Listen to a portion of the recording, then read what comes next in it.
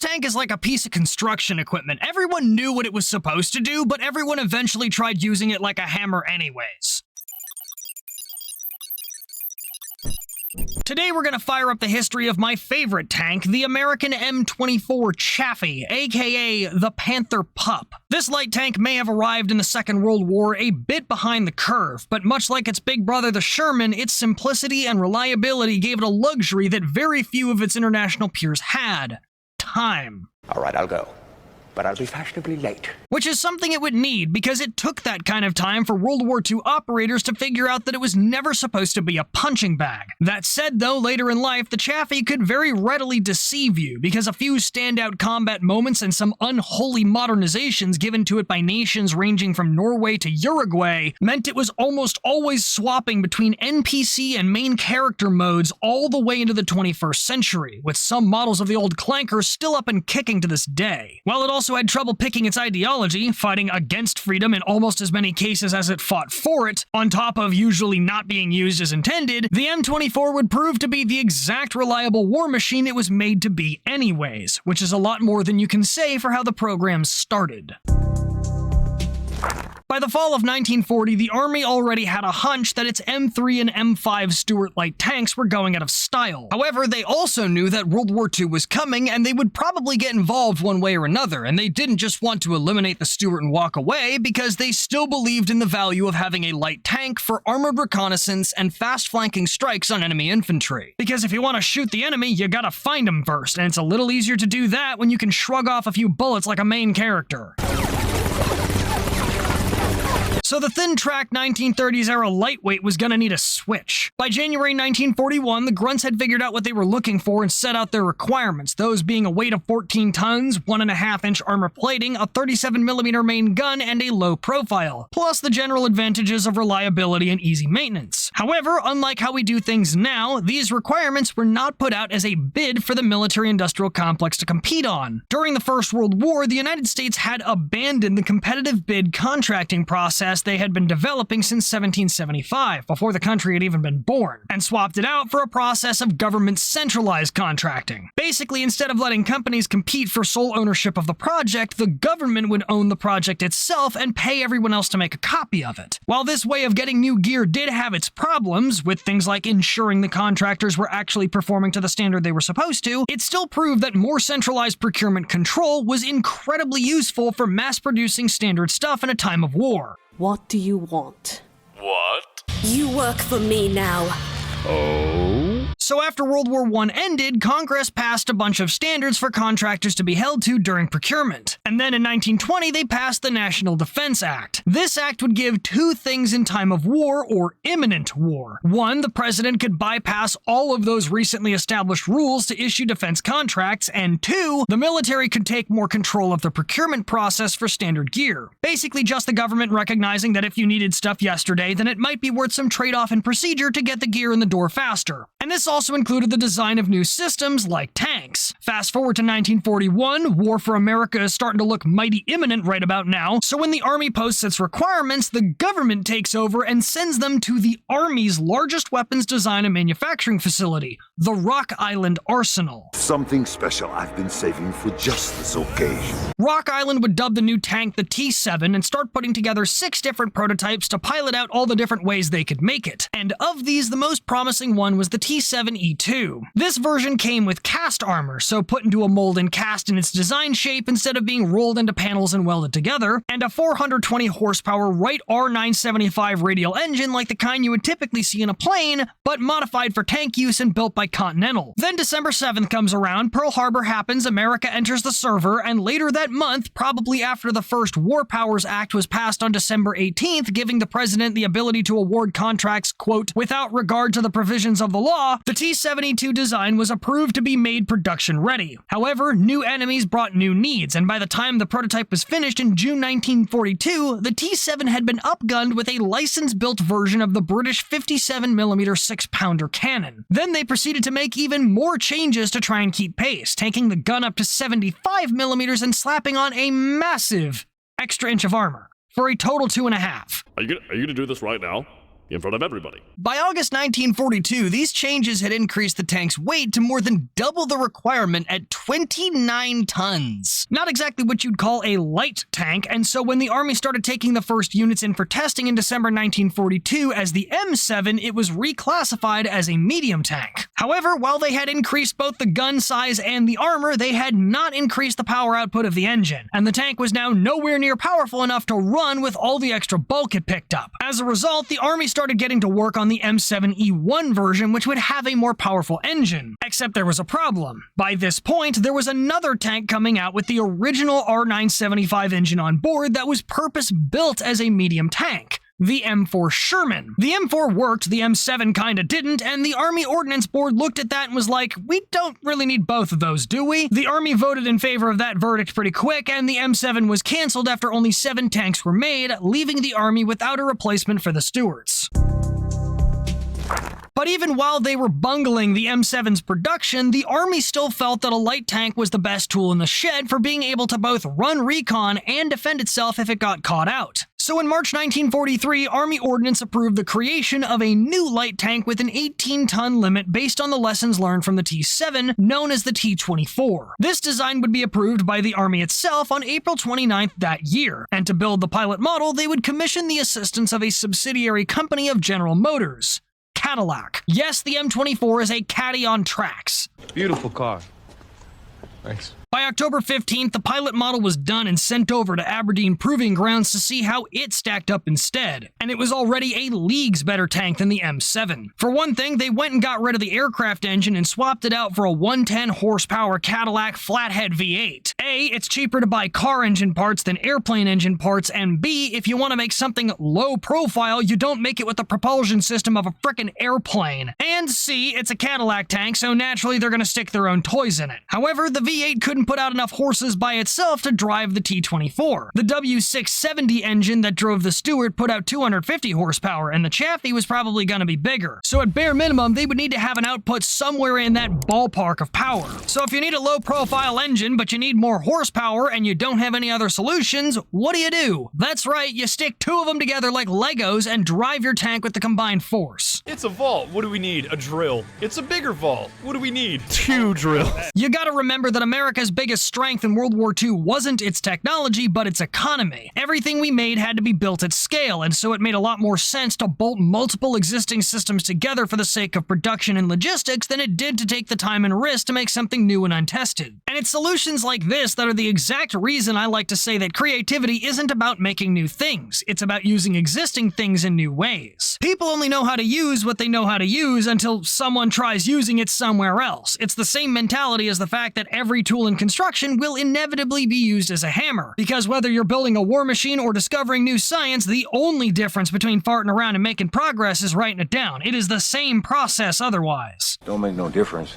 However, that 44 T24 combined engine with 220 horsepower was still putting out less than the 250 horses of the Stuart and way less than the 420 coming out of the M7. So in exchange for the lower power total, Cadillac decided to increase the contact area with the ground by using wider 16-inch treads. This new setup reduced the tank's ground pressure to where any single square inch of tread was only supporting 10 pounds of weight at a time. That in turn both helped it sink less in soft terrain, improving cross-country performance, and put less strain on the engine and its 2 hydromatic transmissions, an early automatic shifter type developed by General Motors. This was helped even further by that 18-ton weight limit, which caused the T24 to be stuck with a max armor thickness of only 1 inch, less than the Stuart it was replacing. However, because of the 60-degree slope on the upper front, that armor actually provided more protection for the initial crew of 4 than the Stuart did. While the initial testing at Aberdeen found some problems with handling recoil and parts reliability, it was already considered a successful project, both because of these weight-saving innovations and another trick Cadillac had hidden up their sleeve. See, the T-24 wasn't just a good light tank. While the entire design process had been happening, the Army had also issued a requirement for an entire family of armored fighting vehicles known as the Light Combat Team. This requirement basically asked for a tank built on a chassis that could be easily modified to do pretty much anything, whether it was being a tank or a self-propelled gun or some other special purpose vehicle. Cadillac took one look at that and said,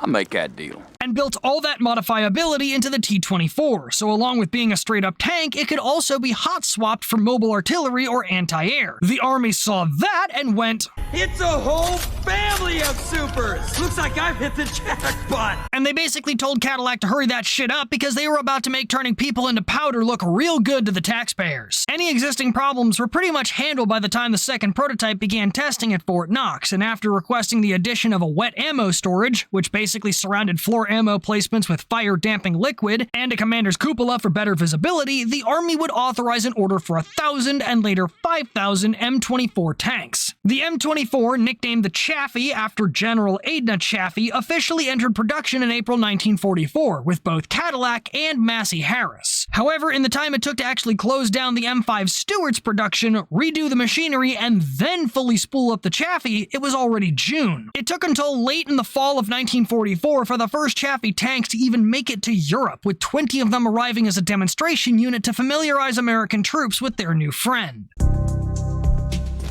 These tanks were supposed to go to the 744th and 759th Tank Battalions, but they didn't quite make it there, because within a few days of their arrival, the Germans decided to get uppity. On December 16, 1944, the Germans launched a massive surprise offensive in an event that would later become known as the Battle of the Bulge. Basically, by this point in the war, the German army is now fully aware that they are losing. They are being pushed in everywhere they move, and it's destroying morale pretty much everywhere the Germans look. Their factories are being bombed, their resources are running thin, they are very much in a losing battle, which will stay that way unless they can maybe buy enough time for new weapons to come out.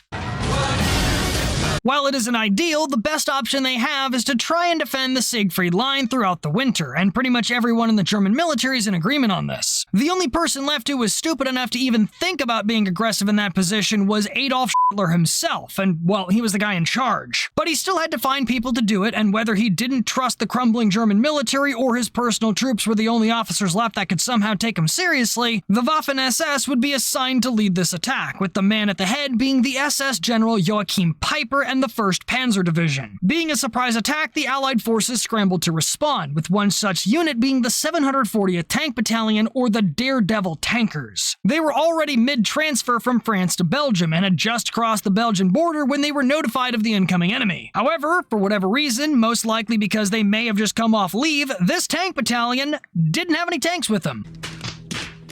But they're right there, they're close to the action, and that means they gotta get in there and do something. So on December 18th, the Daredevil tankers were given orders to move to the city of Stoumont. Specifically, they were going to an old ordnance depot where they would have to pull together whatever equipment they could find and strategically transfer it to their next location. That's my call!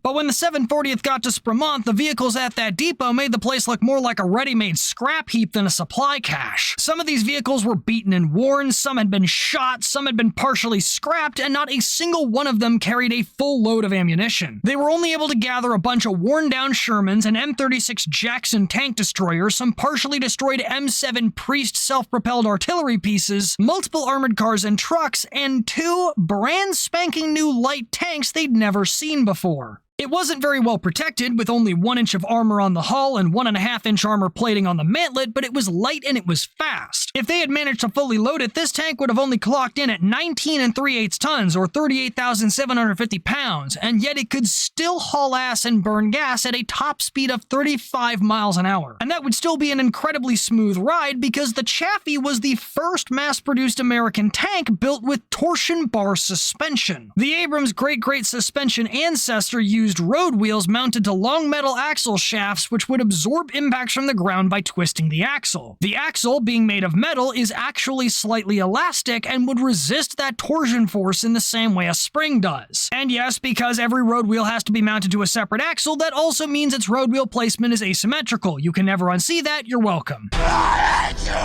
This tank could drive 175 miles or 282 knot miles on a full tank of 100 gallons or 380 liters of gas. And it could bring a very fair volume of freedom seeds to plant on an enemy's face. The biggest of the pre-made democracy plots would be shot from its M6 75mm gun, a modified version of the lightweight T13E1 cannon they had originally bolted onto a maritime bomber. Because here in America, we don't put tank guns in planes, we put plane guns in tanks, and you still couldn't tell the difference.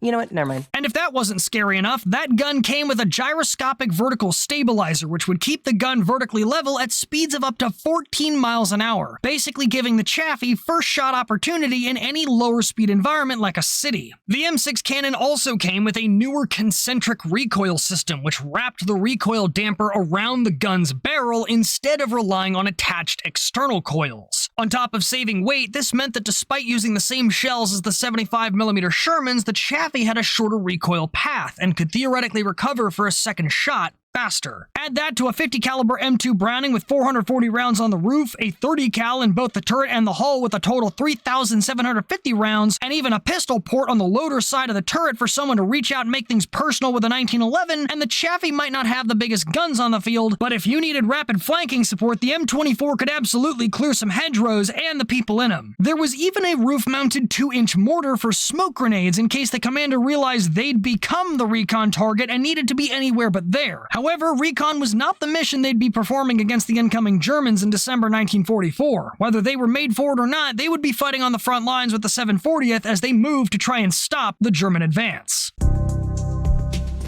Switch back to Joachim Peiper. He had recently rushed out of the city of Stavelot to push for the River Meuse, and had just finished clearing the nearby city of Stoumont. The resistance in Stoumont had been fierce, but a bit slapdash, and he was getting the impression that the Allies were getting desperate. If resistance was this poorly mustered, it must have been rushed, and that told him he now had a wide open or very low resistance straight shoot to the Meuse. His force was also starting to run desperately low on gas, and since they were relying on taking American supplies to keep their momentum up, if they couldn't get across that river before his Kampfgruppen's gas ran out, his offensive would fail. It would be over. This would be the end of the war for Germany. So to try and get there a little faster, Peiper decided to send his faster Panther tanks ahead of his King Tiger force, telling them to rush forwards and seize the bridge over the Meuse River.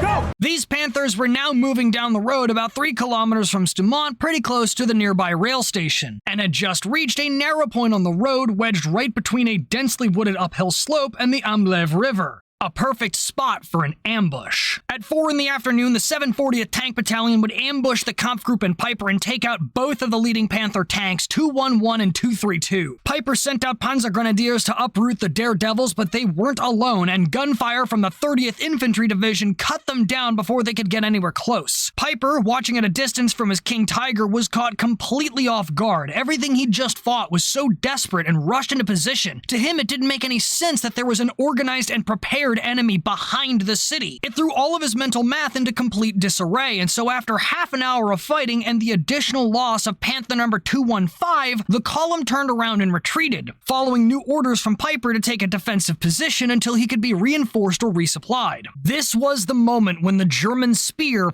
finally crumbled, and the Chaffee was there. However, in the chaos of rushing into position, the tanks had never been formally assigned to any part of the unit. I mean, it's pretty hard to think about administrative work when you have to stop the house from coming down on your heads. So it was only on the 20th of December that the 2 M24s, both of which had survived the fighting somehow, were formally assigned to the 740th D Company. The Chafees and the Daredevils would launch several more attacks on Peiper's tanks at their new position at St. Edward's Sanitonium in Stoumont, where Peiper's tanks finally ran out of fuel and the order was finally given to abandon ship or abandon tank and retreat on foot. Come quickly! We're going back home! With the main push of the Bulge finally beaten, the 740th would join the 82nd Airborne Division to start pushing into Germany on December 29th. And believe it or not, the 82nd Airborne really liked these guys, with one paratrooper being quoted as saying, "The 740th was the only tank outfit that could ever keep up with us." Which I know doesn't sound like a compliment, but that's fairly on par with the Marines calling the 77th Infantry Division the 77th Marine Division. That is a compliment of the highest order in a way that only they would understand. As for the Chaffee tanks, the intended recipient, the 744th TB, would receive the other 18 M24s for training on the 24th of December. But like I said before, they were there as a familiarization unit. Because for some reason, either a high-ranking somebody or a group of somebodies thought that people might see the sloped frontal armor on the Chaffee far off in the distance and think it was a German Panther tank. I don't know how you'd manage to f that up, but I guess you don't need to have perfect vision to be a grunt. Regardless though, this unit would continue to go around Europe to teach people to not shoot it before it arrived in force with combat units, which naturally resulted in a new nickname, the Panther Pup.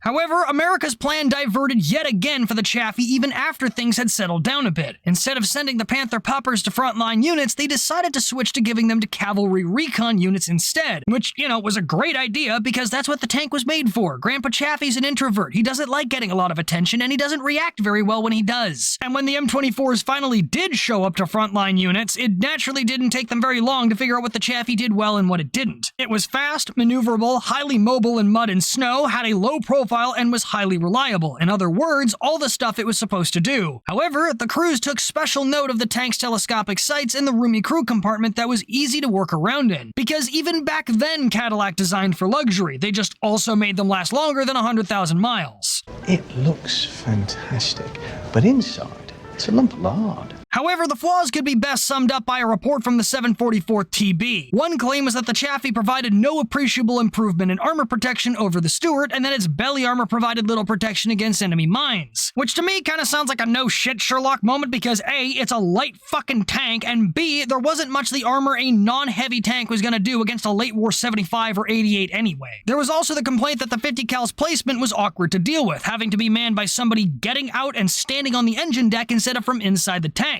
Which, fair. The main caliber firepower also had some issues, one being that the Chaffee's 48 rounds would run out in even brief fights, and the gun itself was basically useless against armor except at close range. Because again, they were basically trying to use a tracked pair of binoculars as a crossbow bolt. What the f did these breeders think would happen? Even in the 1940s, most tech support complaints were the customer's fault. Despite these weaknesses, however, there would be multiple instances of the Chaffee scoring kills on enemy tanks, though there doesn't seem to be a confirmed number of how many. Additionally, the 75mm gun was preferred on Sherman crews due to the better high explosive rounds for infantry support. So the Chaffee, using the same rounds, would likewise hold the same benefit. And the tank's strengths were much more appreciated by the recon units because, well, design theory's a bitch, surprise, surprise. So the Army made the right call to divert their M24s to the Cav Scouts. But in exchange, a lot of frontline units would be stuck running their M5 Stuarts until much later. Going back to the 744th, for example, they wouldn't complete their full Chaffee loadout until February 5th, 1945, but Arknight's Production America edition kicked in pretty quick, and by the time the last 4 U.S. armored divisions arrived in theater, they had all the Chafees they needed. M24s would push up with the Army right up until the end of the war in Europe, but across the other pond, they wouldn't even show up. The Marines rejected the 10 they tested, and the Australians also passed on the 2 they checked out in June. After throwing them at both a jungle and a simulated beachhead, the Aussies found a lot more issues with the Chaffee than they were willing to put up with. Brilliant.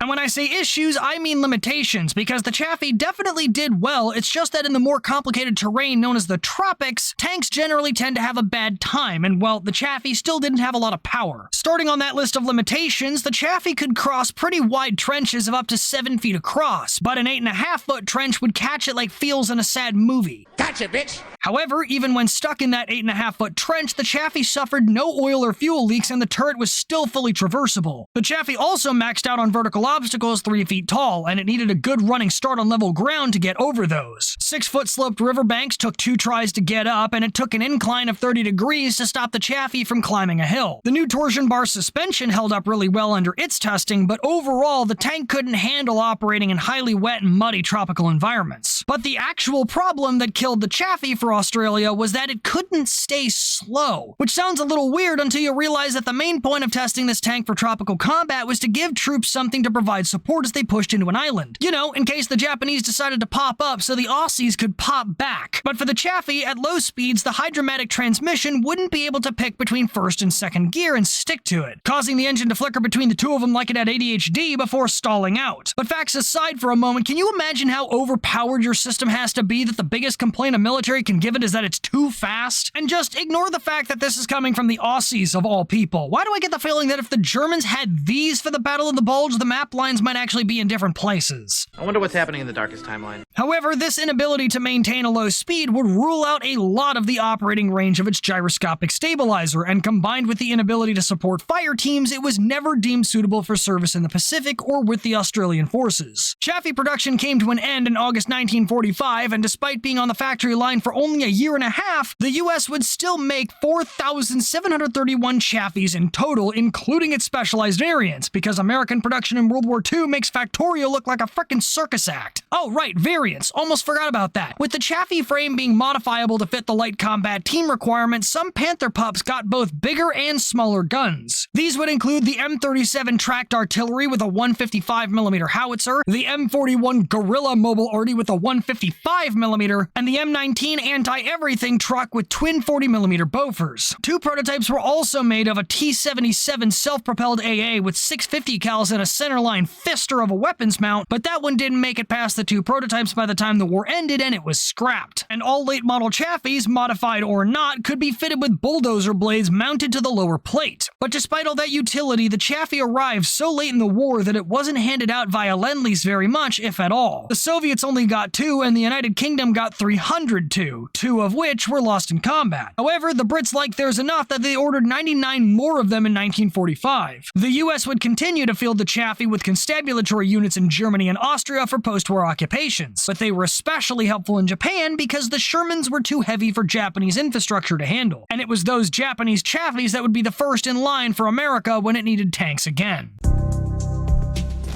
On June 25, 1950, Communist North Korean forces would cross the 38th parallel into South Korea in a large-scale offensive to try and unify the Korean peninsula by force. In response, the US would rush troops and tanks into position on the peninsula, with the first to arrive being those Chaffees from the occupation forces in Japan. Unfortunately, these Chaffees had been poorly maintained during their occupation, and for the upteenth time, they were recon tanks, not frontline tanks. They couldn't match the North Korean T-34 85s in firepower or armor, or even in reliability with the efforts Russia had made towards fixing all their World War II flaws. Because to the Soviets' rare credit, it's amazing how much technological progress you can make when your factories aren't being German unengineered on a daily basis. But despite their poor performance, they would still take 8 T-34s to hell with them before the EZ-8 Shermans and M26 Pershings arrived in the fall of 1950. The medium tanks would take over for frontline combat, while the Chaffees would do as they did in World War II and pivot to their intended recon role. They would serve in that capacity for the rest of the war, at the end of which they would be ceremoniously retired in favor of the M41 Walker Bulldogs. But the US service wouldn't mark the end of the Chaffee's time on Earth. In fact, it was pretty much only the beginning, because the Chaffee got around the world like an STD on a 1960s college campus. More than 3,300 surplus Chaffees would be sold into service of roughly 28 nations, the first of which was our spicy top hat to the north, Canada. They had originally received a Chaffee for testing from the UK in May of 1945, the verdict from which was that it was, quote, impossible to speak too highly of its design and performance. Gold star review. So when Canada put in an order for surplus Sherman tanks after the war ended, and America decided to throw in a bonus of 32 Chaffees, Canada said something to the effect of, Well, don't mind if I do. These tanks would begin arriving in December of 1949, and they would stick around with Canada until April 1958. And the list of nations that would receive Chaffees after that was pretty long, as mentioned, roughly 28. We're talking Belgium with 51, the Netherlands with 50, and various other amounts entering service with nations like Greece, Spain, Portugal, Japan, Cambodia, Laos, Thailand, the Philippines, Taiwan, Saudi Arabia, Ethiopia, South Korea, Iran, and Iraq. But the top 3 largest foreign operators were Turkey at 238, Italy at 518, and in first place, France at 1,254. The American-made light tank would become the backbone of the French operations in Indochina, also taking over for the Stuart. Their 10 psi ground pressure made them much more agile in the marshy terrain, and they would mostly serve in policing and security operations throughout the region. Nicknamed the Bison by the French and the Oxen by the Viet Minh, it was a pretty effective weapon, because the Viet Minh didn't have a whole lot of anti-tank stuff, and, well, you try matching an AK against a 75mm and tell me which one wins. Your free trial of life has expired. But by far their most noteworthy action happened during the Battle of Dien Bien Phu, the French loss usually credited with actively drawing America into the Vietnam theater. And while it was a lost battle, the tanks made it a very tough fight for the Viet Minh and served as a massive morale boost to the French troops. However, getting them there was almost as much of a feat as their performance, because the 10 Chaffees moved to the Dien Bien Phu garrison had to be flown in 180 pieces. The Bristol freighters the French were were flying didn't have the load capacity to ship the tanks in as a whole, so they broke them down and reassembled them on the ground, and the entire transfer was done 2 weeks ahead of schedule, so they were all ready when the battle kicked off. 4 of the 10 Chafees would be knocked out during the fighting, but the other 6 would remain operational and engaged until the very end. And 5 of them did so despite hits from bazookas, 57mm recoilless rifles, and 105mm artillery shells. I know these things are classified as light tanks, but there's still a reason they're called tanks, because ironically the Chaffee could take some hits. One of those 5 Chaffees would take no fewer than 2 bazooka hits and 6 57mm rounds, and had 2 wounded crew and 2 killed, while another took 2 hits from 105mm artillery, and both of them kept fighting until the battle was over. As much as I want to joke that they didn't surrender because they were driving American tanks, you take one look at that level of resolve to fight to the end and tell me I should gloss over it with a straight face. No, I don't think I will. However, as we know, the French would eventually lose this battle on May 7th, 1954, and while the French would destroy all 10 Chaffees, 3 of them were restored to usable condition, and, as if in a perfect slap in the face, one of those would carry the portrait of Ho Chi Minh during the North Vietnamese Victory Day parade on July 5th that same year. But the French still had more Chaffees, and while they wouldn't join in Vietnam, they would see use in Algeria, where a few of them played a few too many games of Twister with the AMX-13 to the point that they swapped a few parts. First of all, Paragus, your seed couldn't compare to my own, and he's a filthy halfling. Love you too, Dad. Ironically, South Vietnam itself would also receive 137 M24s, although these were more used in the 1963 and 1964 coups on both sides than in the Vietnam War itself, earning them another nickname of voting machines. After South Vietnam, the only other nation to have their Chafees see combat were those used by Pakistan. Pakistan had 150 M24 Chafees at the start of the Indo-Pakistani Wars in 1965, which were, again, to no one's surprise, heavily outclassed in direct combat by newer Indian T-55 main battle tanks and PT-76 amphibious light tanks in pretty much all but one case. During one battle, Chafees from the Pakistani 29th Cavalry Regiment, in concert with the 18th Punjab Battalion, would ambush a group of 6 Indian PT-76s from the 45th Cavalry Regiment. They would destroy 5 of the PT-76s and damn near obliterate a whole battalion from the Indian 7th Infantry Brigade, with no Pakistani tank losses, although this victory was more definitively owed to the tactics used rather than the vehicle itself. And later in these wars, 10 of the Pakistani Chafees would be captured by Bangladesh. The M24 would supposedly see combat in other parts of the world like Ethiopia, although it would have little if any achievement worthy of note. But if we want to talk about noteworthy achievements, then we just have to mention some of the modernization projects it's been a part of. 3 Chaffee operators would undertake major upgrade programs on their Chaffees: Norway, Chile, and Uruguay. And we'll take it from the top. In the early 1950s, Norway picked up between 130 and 141 Chaffees from the United States to buff out their military. However, these would stick around until the 60s, by which point they were coming up against sterner stuff in their opponents like the Soviet T-55s. Combine that with the fact that they weren't supposed to be tank-on-tank units in the first place, and that meant that if they were going to stay relevant, they were going to need more than a facelift. They would take some inspiration from a proposed French upgrade for their Chaffee fleet, and by 1973, Norway had unveiled a prototype for their modernized Chaffee, which entered service in 1975 as the NM-116 tank destroyer, with the unofficial nickname of Panserjäger or Tank Hunter. Norway would upgrade 72 of their M24s to NM-116s, while the other 8 they had remaining were swapped into an armored recovery role as the NM-130 Bergepanzers. This new Norwegian Chaffee reduced the crew from 5 people to 4 and gave it a core systems overhaul. It would get a new radio and intercom system, twin quad-rack smoke launchers, a laser rangefinder, and a new engine and main gun. These Norwegian Chaffees would be re-engined with the Detroit diesel 6V53T 6-cylinder inline engine, which, ironically, is the same engine that would later be used by the Canadian and American LAV-25s, which would also later become the basis for the Stryker infantry fighting vehicle. Piece of shit. The new engine came with a new transmission as well, that being an Allison MT650-653 6-speed automatic transmission with 5 forward gears and 1 reverse gear. And this single engine arrangement fixed a lot of the mechanical issues caused by the old linked Caddy engines, while also boosting mobility and fuel economy and reducing occupied internal space. As for the gun, Norway would turn to France and pick up the 90mm D925 cannon, which produced less recoil and thus wouldn't tear Grandpa's face off on his first new shot. But the drawback of that recoil limit was the lower muzzle velocity, restricting the the ammunition types to high-explosive anti-tank, high-explosive, and smoke rounds. And the larger gun caliber capped the max ammunition at 7 less than standard, aka 41 rounds. But they did their job, and these would stick around in Norwegian service until 1993. The next operator to modernize their Chafees was Chile, who had received 21 of them in 1952. These would get some special modifications, having their 50 cals moved to a new mount in front of the commander's turret, and a third M19-1930 cal taking its previous place for the loader to use. These tanks would actively serve with the Chilean military until 1969, after which poor maintenance caused 5 Chafees to be abandoned, a 6 to be turned into a gate guard, and the rest to be used for training. However, they wouldn't be able to get new parts in for them because the very next year, Chile went communist and started making friends with America's enemies. No,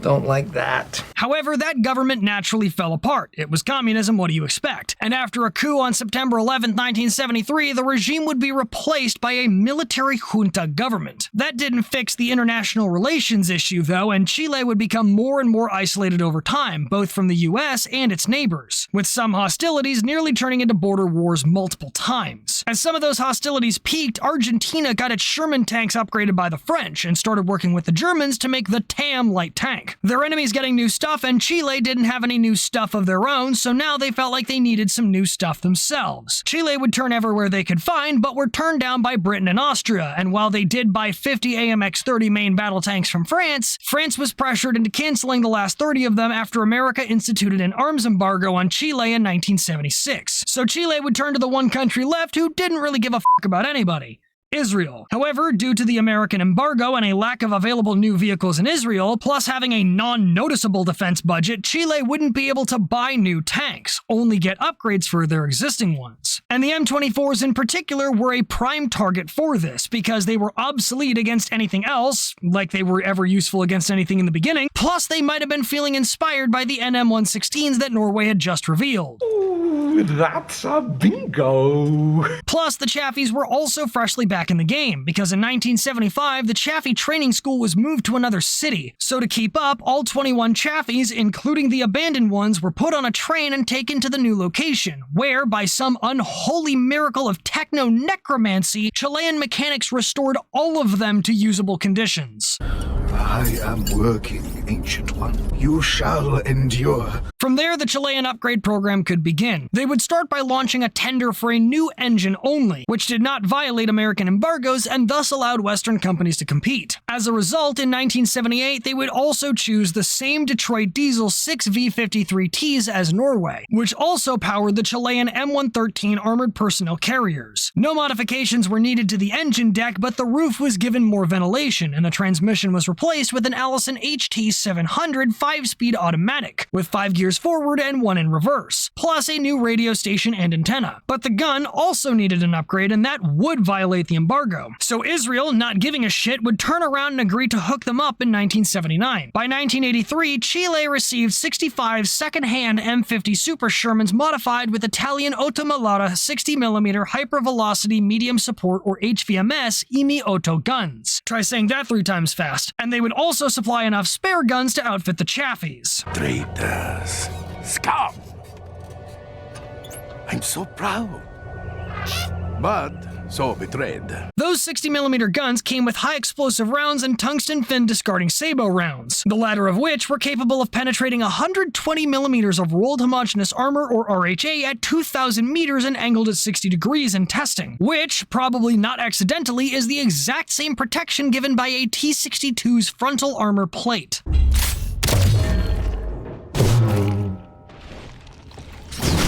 The Chilean Chaffees would be modified with these guns, and presumably also new Israeli fire control systems. The ammunition, however, was sold to Chile by Italy directly, probably along with spare Chaffee parts from their old fleet, and also in violation of the embargo. As far as it is publicly known, these Chaffees would not receive an official name or designation change, although it would probably be most appropriate to call them the M24 HVMS, and if War Thunder adds that vehicle, well, good luck to whoever goes up against it. These Chaffees would serve with Chile until 2002, when they were retired from active service and returned to training units until 2006. That left the only remaining Chaffee operator standing, Uruguay. This South American nation received 17 M24s between 1957 and 1958. Starting in 1973, a dictatorship would take hold of the country for the next 11 years, during which the M24s would be used as a policing vehicle, and one of which, number 16, would be fitted with a dozer blade for pushing away barricades that it has kept ever since. However, by the mid-1980s, the Uruguayan Chafees were growing very old and were going to need some changes of their own. What kind of changes are we talking about? Uruguay would kick their Chaffees up to the M24UR or Uruguayan repowered variants, picking up the 220 to 230 horsepower Saab Scania DN11 Swedish truck engine, which was being licensed built in Brazil, and a GAV 762 automatic transmission. They would also fit these upgraded Chaffees with a modern radio, an ammunition ready rack in the turret, move the 50 cal forward of the commander's hatch, and reboard the M19 30 cal machine guns to fire 7.62x51 NATO rounds. The M24URs would continue to serve until their retirement started on June 4, 2011, but this retirement process took so long that the last one stayed in service until July 18, 2019. As far as we know, 3 of these tanks are still actively retained for ceremonial uses, with one picture taken in March 2021 showing the tanks present in the background of an outdoor exam during the plague period. And while they didn't see any active combat, it really speaks to how built different American engineering was back in the day that all of those Chaffees served with the same unit for their entire lives with no major breakdowns. Because building shit to both win wars and be immortal was just how America got down back then. So in summation, if the Chaffee wasn't my favorite light tank already, it certainly is now, and if I ever get the chance to buy one, I am absolutely taking it. Thank you for watching. We got merch and other links in the description, and if you like what you saw, please consider checking out some of my other videos. You might like what you find. Until next time,